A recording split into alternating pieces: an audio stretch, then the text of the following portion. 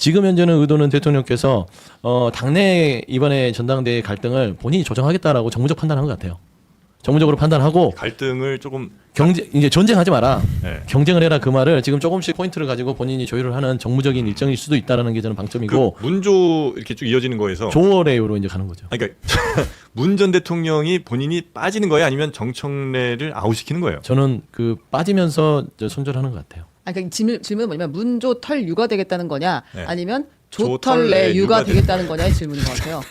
아니 그러니까 그 질문 아니에요? 자, 맞아요. 내유는 네. 떨어질 수가 없다고 그래요. 아, 그래요? 예, 그렇게 보는 게 맞죠. 그러니까 문만 빠진 거 원래도 나는 아니었고 이 얘기를 지금 하실 것 같다는 얘기예요. 맞아요. 지금. 문재인 대통령이 너희들의 그 뭐 지금 당권 싸움에 나를 왜 자꾸 끌어들이냐라고 하면서 혼자 이제 떠나기로 했다는 거예요. 근데 보세요. 정청래 이 전 대표 입장이 가장 곤란이 되는 게 이 네. 싸움을 정청래라는 정치인과 현직 대통령이 이재명을 싸움으로 가면 이거는 이 구도는 이겨낼 수가 없어요.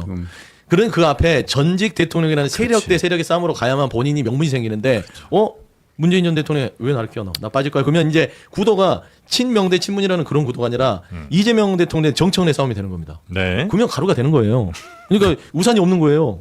방패막이. 그렇죠. 그래서 7월 1일에 이 일정 자체는 정청래 전 대표에게는 치명적인 출발점이고 거기에다가 본인이 내서든 검찰 개혁이 무력화되면서 지금 좀 멘탈이 좀 붕괴되는 상황에서의 어떤 페이스북의 열폭이 아니었나 그렇게 분석이 그러니까 됩니다. 본인이 적통을 주장하기 위해서 DJ 정신, 노무현 정신, 문재인 정권의 어떤 뭐 민주정부의 서사를 쭉 얘기했는데 그게 이제 정면으로 부인되는 거 아니에요. 네. 생전하고 계신 전직 대통령에 의해서. 그러면 지금까지 서사가 다 무너지고 정청래 대표 과거를 이제 보게 되는 거죠. 초선 의원 때는 노무현 대통령을 비난했었네. 뭐 이런 식으로 쭉쭉쭉 나간단 말이죠. 그럼 이분이 설 곳이 없죠. 그런데 뭐 조국 전 대표는 그렇다 치더라도 어와 유는 네.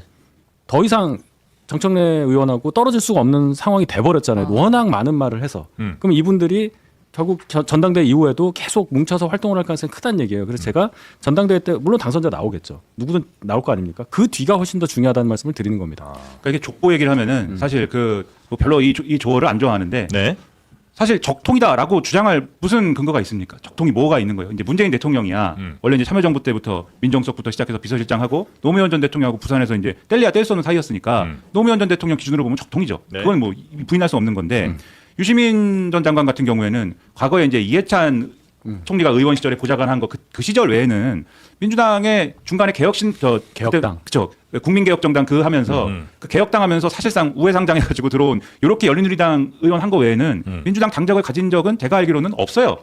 뭐 국민참여당, 그다음에 통합진보당, 네네네. 그다음에 정의당 이렇게 간 거잖아요. 그러니까 사실 민주당 적통인가 뭐 의문이 있는 거고 김어준 씨 같은 경우도 딴지일보나 뭐 이런 걸 하면서 이 외곽에 있던 분이지.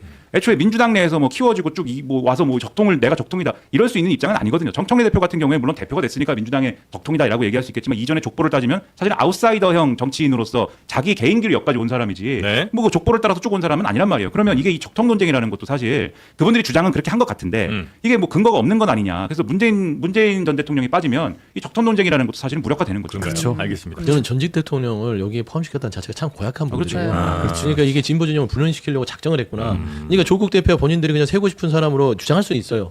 근데 유시민 작가나 김어준 씨나 정청래 전 대표나 이게 사실상 전 대통령의 허락도 없이 무조건 가지고 와서 본인의 어떤 그 세력을 연장시키기 위해서 싸움을 지금 진행한다는 거 아주 나쁜 일이다. 그래서 아마 이런 부분들을 정리하려는 만남이라고 보시죠. 그 문조 이렇게 쭉 이어지는 그분들 그만해, 중에 문조에. 아니, 네, 네. 그분들 가운데 가장 핵심 중에 있는 핵심 그 김어준 씨와 유시민 씨 네. 오늘 이제 방송이 공개가 된다면서요. 그렇습니다. 이게 이재명 대통령이 문재인 전 대통령을 만나면서 사실 진화가 될 수도 있는 그림이었는데 네. 오늘 저녁에 그 김어준의 다스베이다 녹화본이 이제 공개가 되면 네. 그 안에 유시민 작가가 한 이야기들이 나오겠죠. 근데 지금 현장 방청을 간 사람들이 이제 뭐 이미 후기나 얘기들이 좀 기록 나오고 같은 것도 있다면서요. 이야기들을 좀 하고 있는데 네. 왜 유시민 그 작가가 노무현 재단까지 나오면서 네.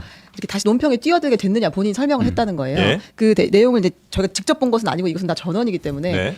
대략만 말씀을 드리겠습니다. 근데 이제 상당히 이재명 대통령이 지금 잘못 가고 있다. 나는 대통령이 잘못 가고 있다. 그렇습니다. 그러니까 올바른 곳으로 난 대통령이 가기를 바라고 있는데 근데 제대로 가고 있지 않기 때문에 내가 이제 이거를 좀 경고하기 위해서 여기 나섰다라는 이야기를 했고 네. 그 대통령이 지금 당무에 개입하고 있다. 나는 거기에 반대한다. 이렇게 이야기를 했다고 해요. 대통령이 당무 개입을 하고 있다. 네, 그러니까 자신이 원하는 당대표를 지지하고 있는 모양새인데 그거는 맞는 게 아니다라고 본인은 본다고 했다고 하고 예. 그다음에 이제 문조털레유라면서 하바리 언어를 썼던 그런 사람들이 있는데 그전에도 유시민 작가가 배후 이야기를 했어요. 예. 이게 그냥 뭐 막 돌아다니는 용어가 아니고 배후가 있을 맞아요. 것이다. 조직적이고 치밀한 전략적인 배후가 있다. 뭐 그런 얘기를 했었는데 이제 이날도 그 얘기를 한 것 같습니다. 이 문조톨레유 같은 언어들을 대통령이 모를 리가 없다. 네. 모두가 의심하면서도 그러지 않았을 것이라고 의심했던 그분이 바로 배후인 것 같다라고 이야기를 했대요. 대통령이 그 모르겠습니다. 정확히 본 게 그분이라고 아니니까. 아마 지칭을 했는데 아마 예, 그런 이야기를